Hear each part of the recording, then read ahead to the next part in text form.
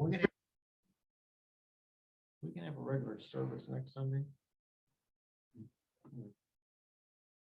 Well, that was one of the things I was gonna say. We're gonna have a house full of company next Saturday overnight, so I don't think I'm gonna try to do a service lesson next Sunday.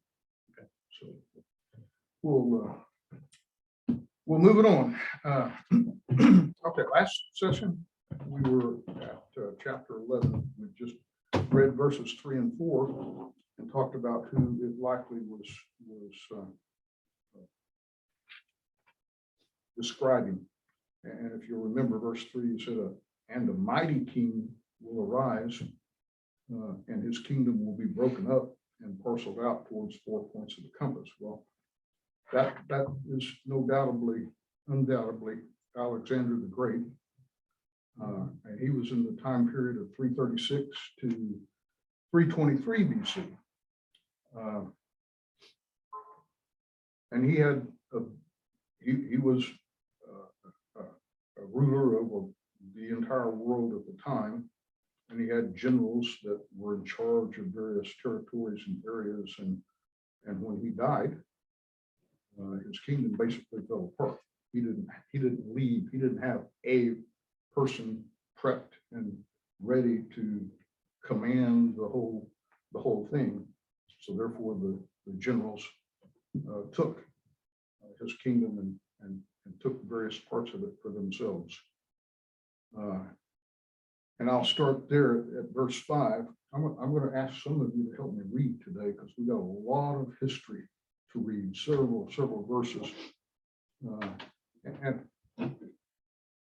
And I thought, well, maybe I should just say, okay, and a lot of history instead of reading. But I don't feel comfortable deciding which verses to leave out of God's word. So I think we're going to go ahead and read them through.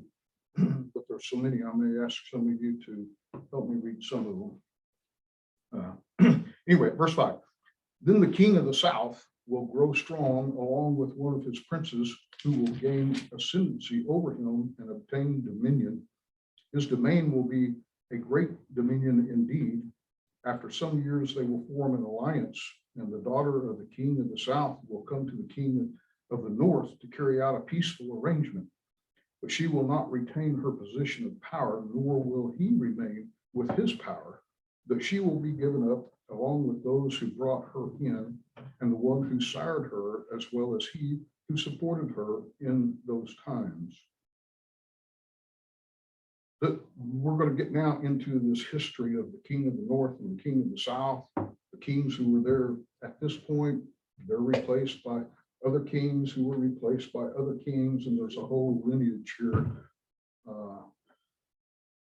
kind of like the kings of the Bible, the godly kings, had ascendancy and replacements and transitions, and same thing is going on here in these north and south areas.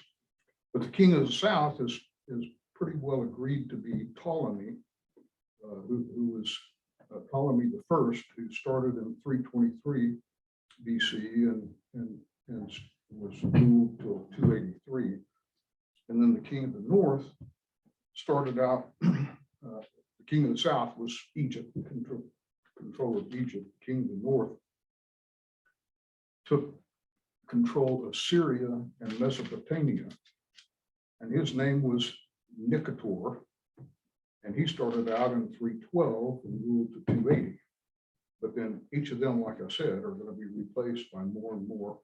So the next verse 7 through 20 is basically the history of these north and south areas and their descendants. And in the south, it was known as the Ptolemies, the Ptolemy Empire, succession, but they kept the same. In the north, it was called Seleucids. It is the label for the various descendants. Okay, so somebody want to start with verse 7 and read to about 11? I'll take that. But one of the descendants of her line will arise in his place, and he will come against their army and enter the fortress of the king of the north, and he will deal with them and display great strength. Also their gods, with their metal images and their precious vessels of silver and gold, he will take into captivity to Egypt. And he, on his part, will refrain from attacking the king of the north for some years. Then the latter will enter the realm of the king of the south, but will return to his own land. His sons will mobilize and assemble a multitude of great forces, and one of them will keep on coming and overflowing and pass through, that he may again wage war up to the very fortress. The king of the south will be enraged and go forth and fight with the king of the north. Then the latter will raise a great multitude, but that multitude will be given into the hand of the former. Okay, somebody else want to take 12 to 16?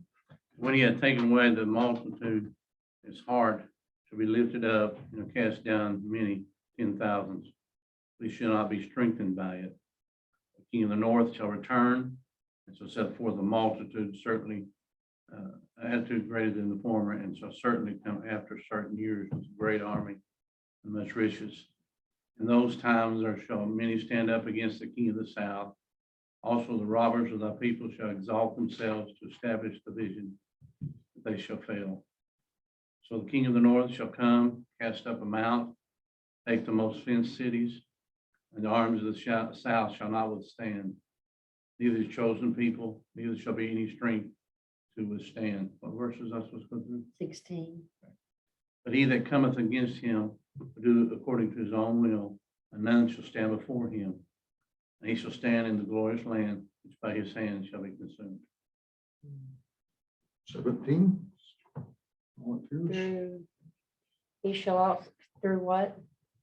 17 Through through what? 20. Okay.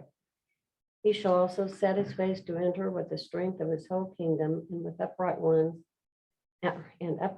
with him. Thus shall he do, and he shall give him the daughter of the women, corrupting her, but she shall not stand on his side, neither be for him. After this, he shall turn his face into the isles, and shall take many. But a prince for his own behalf shall cause the reproach offered by him to cease.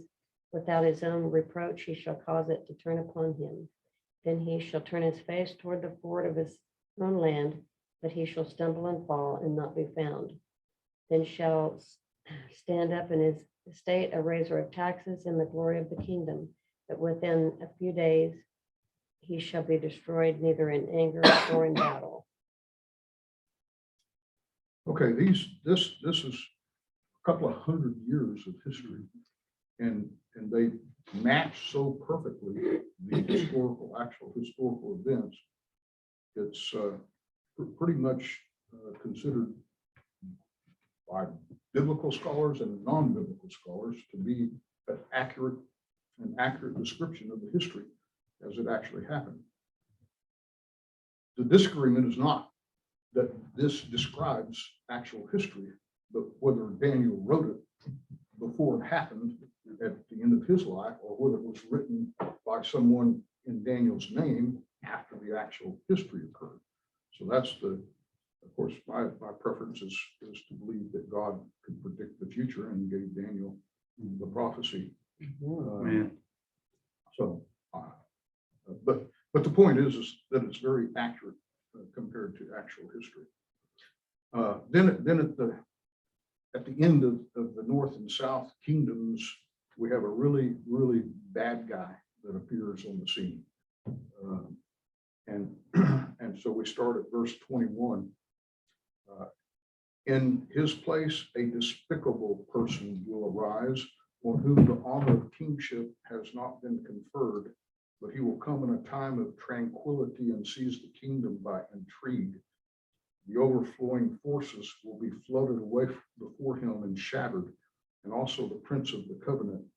After an alliance is made with him, he will practice deception, and he will go up and gain power with a small force of people. This is pretty much agreed that this describes Antiochus Epiphanes. He's a real character in history, a real person. And he took power not with military force. He didn't have an army. He conducted a palace coup on the inside with a small group of people. So these next verses are going to describe what he does during his rule. And I'll read 24 down to 30 and then ask somebody else to start at 31. In a time of tranquility, he will enter the richest parts of the realm, and he will accomplish what his fathers never did, nor his ancestors. He will distribute plunder and booty and possessions among them. And he will devise his schemes against strongholds, but only for a time. He will stir up his strength and courage against the king of the south with a large army. So the king of the south will mobilize an extremely large and mighty army for war, but he will not stand, for schemes will be devised against him. Those who eat his choice food will destroy him, and his army will overflow, but many will fall down slain. As for both kings, their hearts will be intent on evil, and they will speak lies to each other at the same table, but it will not succeed, for the end is still to come at the appointed time. Then he will return to his land with much plunder, but his heart will be set against the holy covenant, and he will take action and then return to his own land. At the appointed time, he will return and come back to the south. But this last time, it will not turn out the way it did before. For ships of Kittim will come against him, therefore he will be disheartened and will return and become enraged at the holy covenant and take action, so he will come back and show regard for those who forsake the holy covenant. Somebody want to read 31? Read 35? I will. Okay. Bear with me, this is the Amplified. I can't jump it over, or I mess up reading.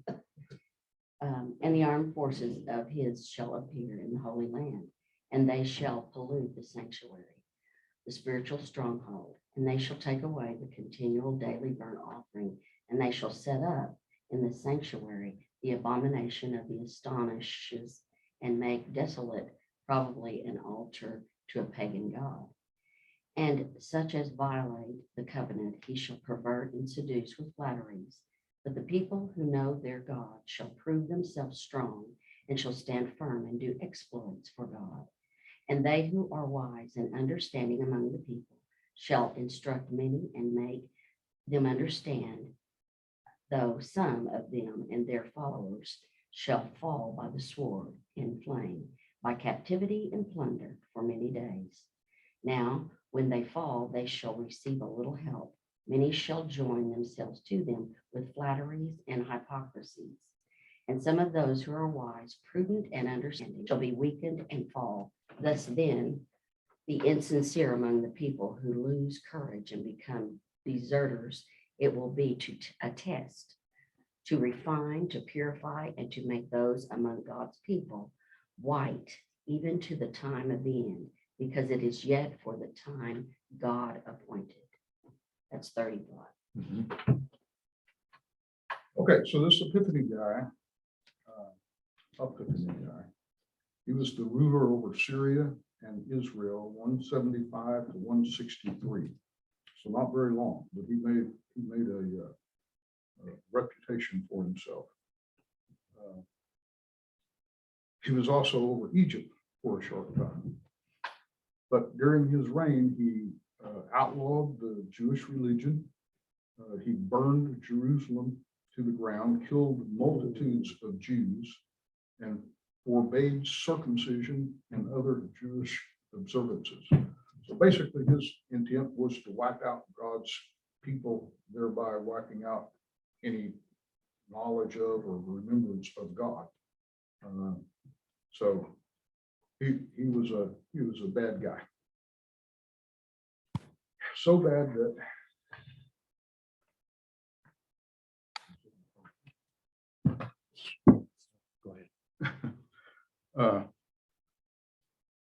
on December 16th, 167 BC, I mean, that's not just one day in the past. It's a very specific record and time. He offered or had offered, he had to be, caused it to be a sow on the altar outside the temple,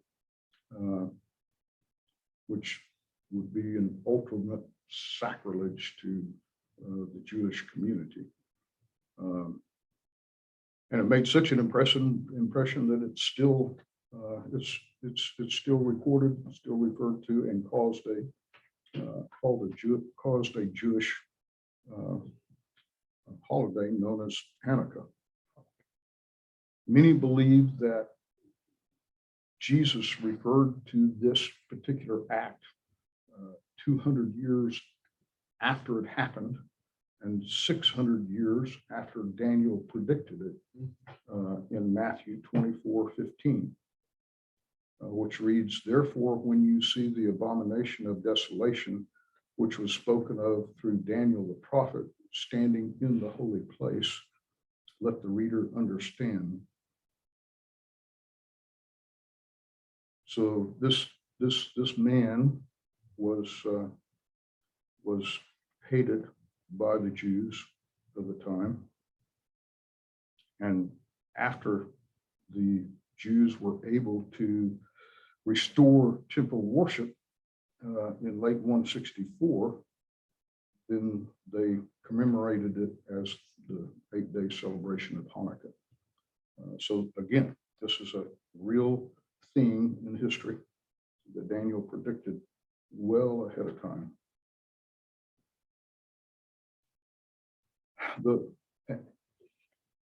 And again, it takes it back to everybody agrees that this is real history and it was really written about in Daniel. The disagreement is whether he wrote it before he died or whether it was written well after his death. I can settle that. He wrote it before.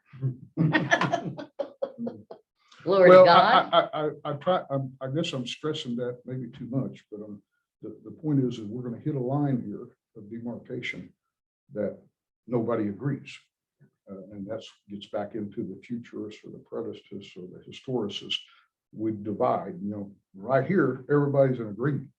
Most all Christians and non-Christians all agree. Basically, premillennialists say that same thing's gonna happen again, right, halfway through the tribulation. The Antichrist is gonna do the same thing. That's why it's sometimes called a double reference prophecy. It happened once, it's gonna happen twice. Which isn't surprising. He tries to counterfeit everything God does. Okay, so let's go into verse 36. Then the king will do as he pleases, and he will exalt and magnify himself above every god, and will speak monstrous things against the God of gods, and he will prosper until the indignation is finished. For that which is decreed will be done. He will show no regard for the gods of his fathers, or the desire of women, nor will he show regard for any other god, for he will magnify himself above them all. But instead he will honor a God of fortresses, a God whom his fathers did not know. He will honor him with gold, silver, costly stones, and treasures. He will take action against the strongest of fortresses with the help of a foreign God. He will give great honor to those who acknowledge him, and will cause them to rule over the many, and will parcel out land for a price. Okay, this king is different. This king is even worse. And this is where we part ways, because there is no agreement that we're still talking about Epiphany. Most people think that we've switched to a different king, and that this king describes more the Antichrist. And that it ties back into the previous references in Daniel, Daniel 7:8. While I was contemplating the horns, behold, another horn, a little horn, came up among them, And 3 of the first horns were pulled out by the roots before it, and behold, this horn possessed eyes like the eyes of a man, and a mouth of uttering great boasts. That's a reference to the Antichrist. And it comes from the earlier chapters. Again, in Daniel 9:26, then after the 62 weeks, the Messiah will be cut off and have nothing. And the people of the prince who is to come will destroy the city and the sanctuary, and its end will come with a flood. Even to the end, there will be war, desolations are determined. So the futurists would argue that these events that we're describing here now have not happened yet, and they're going to happen. The preterists would argue that these events can actually be attributed to historical things that have already occurred. And like Mike said, some people believe that they did happen and they still will happen again. In other words, there is no consensus here. So everybody has to study, read, and seek your own understanding. It's reasonable to read this in conjunction with the history of the Maccabees, that these appear to be satisfied, or that fits the history described by the Maccabees. The flood isn't water, it's a mass of enemies. Yeah. But the desolation, the monstrous boasting and all that appears to be exactly what Antiochus Epiphanes did. He was evil, the height of evil. Yeah. Then the question is, will it happen again? Don't know. But I don't know. There's a weird discounting of Hanukkah that we probably should not have done. We should have probably kept that. In the Christian. Yeah, Mhm. we probably should have given that a little more attention than we have. I don't think we have to do it, but we ought to know it better. I think so. It's our historical Jewish roots Yeah. as believers in Christ and God. Our I think that our too. understanding of most of the festivals and everything else is pretty weak too. There's- Yes, yes, Yeah.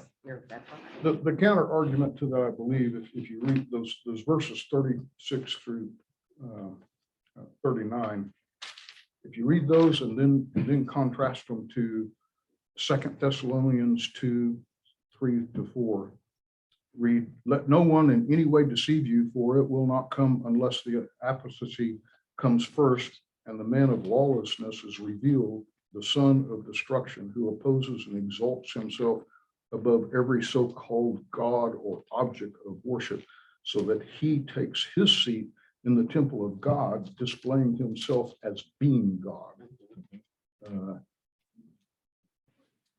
It seems like those two descriptions fit real well as the one in Revelation 13:5-8, which reads, there was given to him a mouth speaking arrogant words and blasphemies, and authority to act for 42 months was given to him, and he opened his mouth in blasphemies against God, to blaspheme his name and his tabernacle, that is, those who dwell in heaven.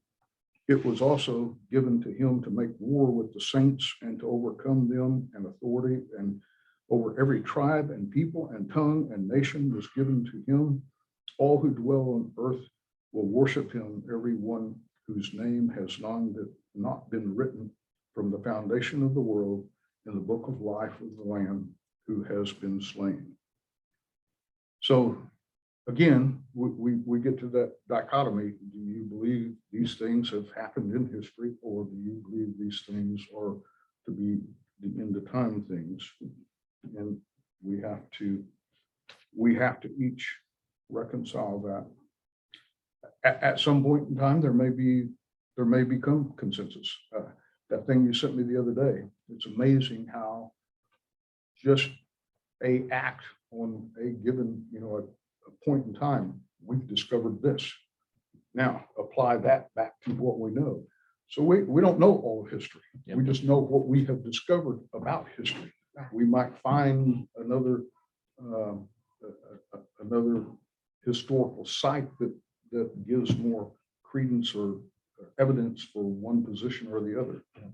At the current time, we just don't have enough evidence for there to be a lot of consensus. So we better quit there and pick it up next time.